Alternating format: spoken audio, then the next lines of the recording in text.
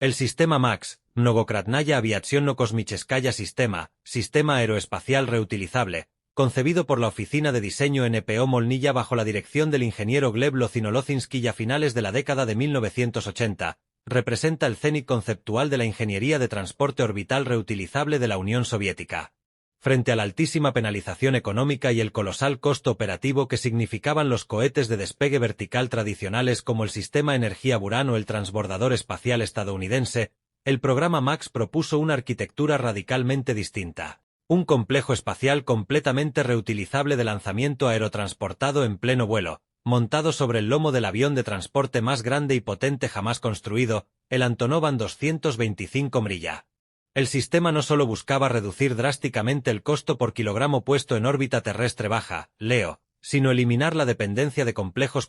de lanzamiento terrestres fijos y vulnerables, abriendo la puerta a una nueva era de flexibilidad operacional y rápida respuesta estratégica. Para comprender la magnitud de la hazaña tecnológica que implicaba el MAX, es indispensable analizar primero el principio físico fundamental del lanzamiento aerotransportado, Air Launch.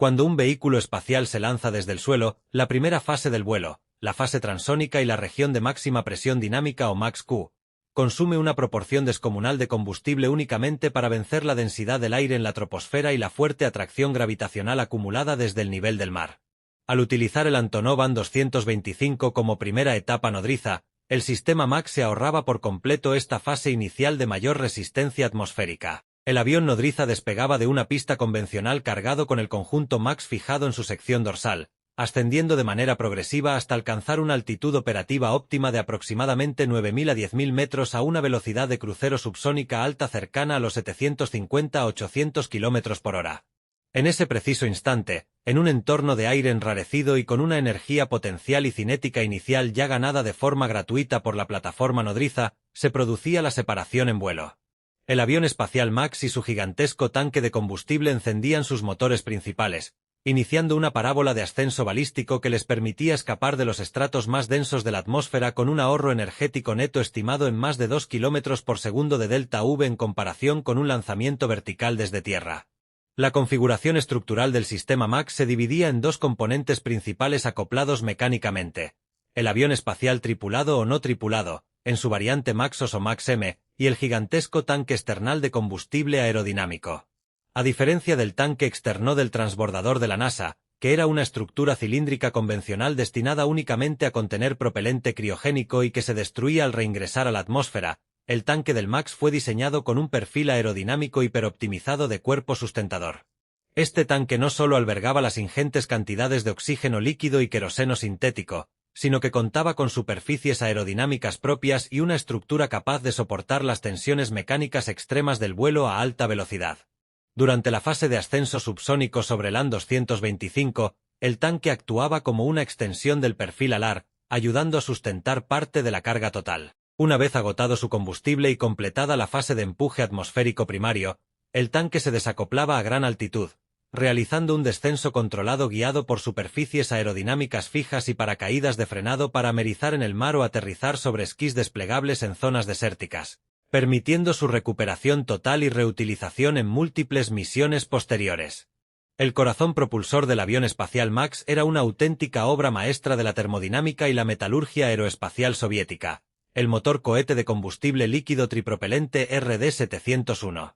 Desarrollado por la Oficina de Diseño Energomas bajo la dirección de Boris Ivanovich Katorgin, el RD-701 representaba una solución tecnológica única en el mundo para resolver el problema de la eficiencia en motores cohete que deben operar tanto en las densas capas de la atmósfera como en el vacío absoluto del espacio exterior. Los motores cohete convencionales utilizan un ciclo de expansión específico optimizado para una sola presión atmosférica, nivel del mar o vacío, lo que degrada drásticamente su impulso específico, I-SP, cuando cambian de entorno. El RD-701 rompía esta limitación al emplear tres componentes de propelente simultáneamente: oxígeno líquido, LOX, queroseno de aviación, T1, e hidrógeno líquido, LH-2, operando en dos modos de combustión sucesivos dentro de una misma cámara de empuje de geometría variable. Durante la fase atmosférica inicial tras el lanzamiento desde el An-225, el RD-701 operaba en su modo tripropelente de alta densidad, quemando una mezcla combinada de oxígeno líquido, queroseno e hidrógeno. Este modo generaba un empuje masivo y una alta aceleración volumétrica necesaria para atravesar la barrera del sonido y la región de máxima presión dinámica con un tanque de tamaño relativamente compacto. Una vez que el vehículo alcanzaba las capas superiores de la estratosfera y el aire se volvía prácticamente inexistente, el motor realizaba una transición en pleno vuelo hacia su modo de hidrógeno puro, quemando exclusivamente oxígeno e hidrógeno líquido.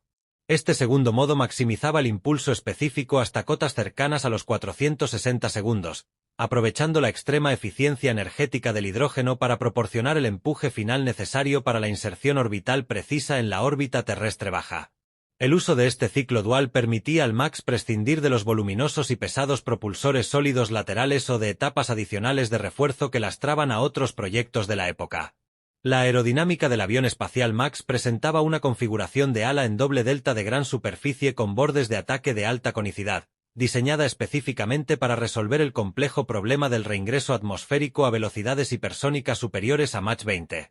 Cuando el vehículo completaba su misión en órbita y descendía de regreso hacia la atmósfera terrestre, se enfrentaba a una barrera térmica descomunal donde la fricción del aire comprimido genera temperaturas superiores a los 1500 grados Celsius en el borde de ataque de las alas y el morro. Para proteger la estructura de aleaciones de aluminio, litio y titanio del fuselaje, el MAX incorporaba un sistema de losetas de protección térmica de cerámica de alta tecnología y materiales compuestos de carbono-carbono reforzado en las zonas de mayor choque térmico.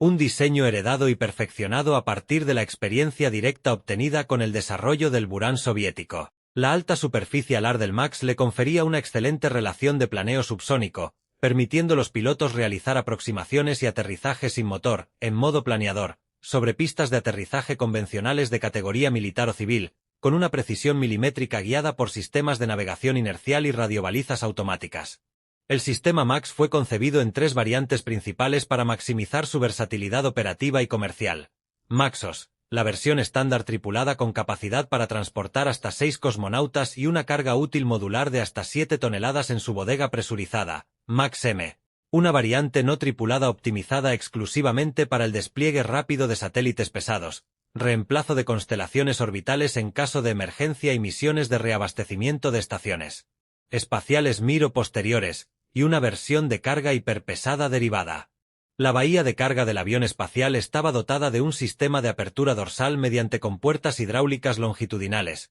lo que permitía desplegar brazos robóticos manipuladores para la puesta en órbita de satélites de reconocimiento, plataformas científicas o componentes modulares de estaciones espaciales sin alterar el centro de gravedad aerodinámico del vehículo durante las maniobras críticas de despegue y despliegue. A pesar de su absoluta brillantez técnica, la viabilidad económica y logística del sistema MAX chocó frontalmente contra la realidad geopolítica y económica de la Unión Soviética a principios de la década de 1990. El proyecto requería una inversión inicial masiva para certificar la estructura combinada del Antonov An-225 con el enorme peso del tanque externo y el avión espacial en su lomo, así como para finalizar el ciclo de pruebas estáticas y dinámicas del motor tripropelente RD-701. Con el colapso de la URSS en 1991 y la posterior crisis presupuestaria extrema que devastó el complejo industrial de defensa ruso, los fondos estatales para programas espaciales avanzados se redujeron a una fracción mínima. Aunque NPO Molniya intentó buscar socios internacionales y presentó el proyecto en ferias aeroespaciales globales a lo largo de los años 90 como la alternativa comercial más económica para la industrialización del espacio, la falta de un inversor ancla con suficiente capital impidió la construcción del primer prototipo a escala real. El legado conceptual del sistema MAX perdura como uno de los diseños más avanzados y ecológicamente eficientes de la historia de la astronáutica. Al demostrar que es posible desafiar la tiranía de la ecuación clásica del cohete mediante la combinación sinérgica de un avión nodriza de gran porte, un tanque aerodinámico reutilizable y un motor cohete tripropelente de ciclo dual, el MAX anticipó los conceptos modernos de transporte espacial reutilizable.